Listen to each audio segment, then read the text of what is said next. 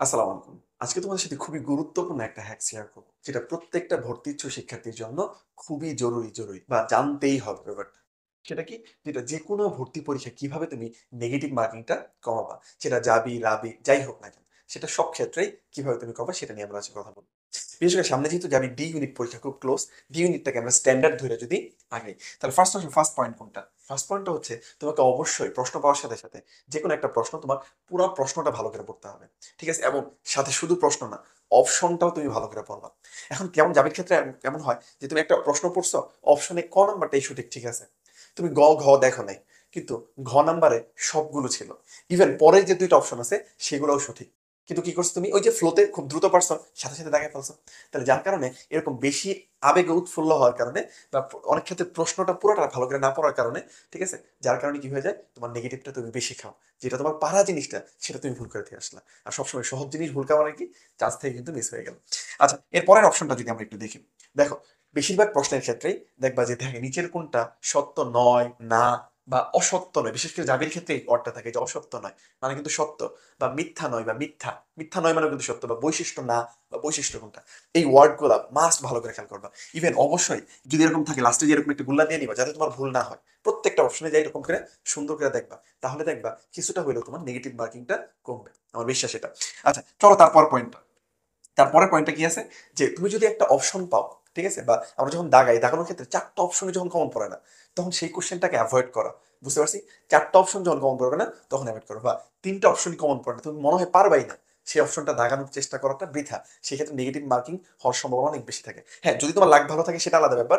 But negative খাওয়ার সম্ভাবনা অনেক বেশি। বাট যদিও জাবিতে হচ্ছে নেগেটিভ মার্কিংটা খুব কম, 0.2। তো সেই ক্ষেত্রে হয়তো তুমি একটু রিস্ক নিতে পারো। বাট অন্যথায় নেওয়া ঠিক হবে না রিস্কটা। ক্লিয়ার এটা? আশা করি ক্লিয়ার হয়ে যাওয়ার কথা। চলো তারপরের পয়েন্টটা, টাইম ম্যানেজমেন্ট ব্যাপারটা। টাইম ম্যানেজমেন্ট খুবই গুরুত্বপূর্ণ ভালো একটা এক্সাম দেওয়ার জন্য। তুমি একটা জাবির কথা যদি আমি চিন্তা করি, ৮০ মার্ক, ৮০ মার্কে হচ্ছে ৫৫ মিনিট, অ্যারাউন্ড হচ্ছে কত, ৩৫ থেকে ৪০ মিনিটের, ৪০ সেকেন্ডের মতো টাইম পাচ্ছ। তুমি একটা কোশ্চেনই তুমি ১ মিনিট দিয়ে দিলা, ১.৫ মিনিট দিয়ে দিলা। তার মানে কি পরের লাস্টের কোশ্চেনগুলো তুমি অ্যান্সার করতে পারার জন্য সঠিক টাইম পাবা? সঠিক টাইম পাবা না কিন্তু। সেই সাথে তুমি লাস্ট টাইমে কি হবে, তোমাকে আন্দাজে অনেকগুলো দেখানো হতে পারে। আর লাস্ট টাইম সবচেয়ে হচ্ছে ব্যাড টাইম। লাস্ট টাইমটা অ্যাভয়েড করবা পরীক্ষার হলে। যে টিচার চলে আসছে, ঘন্টা দিবে দিয়ে ভাব তুমি গেট ২টা ৩টা ৪টা দেখে না, তখন কিন্তু ভুল হওয়ার সম্ভাবনা অনেক বেশি থাকে।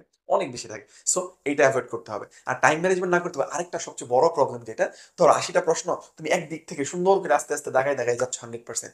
তুমি ৭০ পর্যন্ত গেছো, বা ১০০টা কোশ্চেন তুমি কত ৯০ পর্যন্ত গেছো, বাকি ১০টা তুমি দেখতেই পারলা না। এমন হইতে পারে ওই ১০টার ভিতরে তুমি ৩টা বা ৪টা কোশ্চেন যেটা এক নজর দেখলেই পারতা, তাহলে সেই কোশ্চেনটা তুমি পারলা না। বাট এদিকে তুমি অনেক টাইম নষ্ট করে সে আসলে শুধুমাত্র অযথা। তাহলে এটা কি করা যাবে? এটা করা যাবে না। তাহলে মাস্ট টাইম ম্যানেজমেন্ট করতে হবে। এক চান্সে যেগুলো পারো সেগুলো প্রথমে দাগাবা, তারপর এইভাবে আস্তে দাগাবা। ওকে, তারপর লাস্ট পয়েন্ট যেটা আছে, চলো ৫টা হেক্সের লাস্ট পয়েন্ট যেটা, ওএমআর শিট ভুল বৃত্ত বরাদ করা। ওএমআর শিটে ভুল বৃত্ত বরাদ করা, এটা আরেকটা খুবই গুরুত্বপূর্ণ একটা বিষয়, যেটা হচ্ছে নেগেটিভ মার্ক বাড়ার কারণে বা নেগেটিভ মার্ক কমানোর একটা জিনিস। এবং এই যে বললাম লাস্ট টাইমে গেলে কিন্তু এটা আরো বেশি ভুল হয়, বা অনেক ক্ষেত্রে তোমার মনের অজান্তেই কিন্তু এটা হয়ে যায়। ঠিক আছে? মনের অজান্তেই কি হয়ে যায়? এটা হয়ে যায়। কারণ কি হয়, তুমি ধরো দাগাচ্ছ, তুমি মুখে বলতেছো হচ্ছে ২৪ নাম্বার দাগাবা, দাগাই ফেলছো হচ্ছে ২৩ নাম্বার, বা টানা তুমি ৪টা কোশ্চেন পারো নাই, কিন্তু ফ্লোতে এসে কি করছো, প্রথমে সিরিয়াল ওয়াইজ দাগাই ফেলছো। ধরো ১২ ১৩ ১৪ পারো না, ১৫ নাম্বার দাগাবা, কিন্তু তুমি এসে ১২ নাম্বারই দাগাই ফেলছো। তাহলে এই ক্ষেত্রে অবশ্যই এরকম ভাবে যেই নাম্বার দাগাবা ওইটার পয়েন্ট ধরবা। এভাবে যায় যে বি পর্যন্ত যাবা বা সি পর্যন্ত যাবা, ওটা ধইরা মুখে সি বলবা, তারপর গুলা ভরট করবা। তাহলে আশা করি নেগেটিভ মার্কিং কিছুটা কমবে। ঠিক আছে? আচ্ছা, ওকে। তাহলে এই কাজগুলো যদি তুমি করো, তাহলে আশা করি তোমার নেগেটিভ মার্কিং কমবে এবং চান্স পাওয়ার সম্ভাবনা বাড়বে। আর তোমরা যারা জাহাঙ্গীরনগর ডি ইউনিটে হচ্ছে ভর্তি হইতে চাচ্ছ, তাদের জন্য আমাদের 12 ডেজ রেজিস্টার মিশন একটা ব্যাচ ছিল। ঠিক আছে? যদিও ৬ ৭ দিন চলে গেছে, বাকি যেহেতু আরো ৩ ৪ দিন, ৪ দিন ৫ দিনের মতো টাইম আছে এখনো। সো এই সময়টা তুমি যদি কাজে লাগাইতে চাও, আমাদের সাথে অ্যাড হইতে পারো। আর হয়তোবা সেটা জাবির সঠিক দিক নির্দেশনা বা গাইডলাইন তোমাকে আমরা দিতে পারবো, যেটা হয়তোবা তোমার জন্য কি হতে পারে, চান্স পাওয়ার একটা মূলমন্ত্র হইতে পারে। তুমি আমাদের এখানে ভর্তি হইলে আইকিউ বাংলা ইংলিশে ১২ মার্কস, এটা আমাদের ক্লাস দেখলে নিশ্চিত হবে। তাহলে একটা বেনিফিট পাচ্ছ, আমাদের ৭০০ প্রশ্নের একটা পিডিএফ থাকবে। এই পিডিএফটা থেকে হুবহু অনেক কোশ্চেন যাবি কমন পাবা। আরেকটা গুরুত্বপূর্ণ যেটা, আমাদের এখানে ১০টা মডেল টেস্ট আছে। ঠিক আছে? এটা যাবি বেস্ট প্যাটার্নে ১০টা মডেল টেস্ট দেওয়া মানে কি হিউজ একটা ব্যাপার। আর এত কিছু পাচ্ছ মাত্র ৪৯৯ টাকা। সো এনরোল করতে পারো।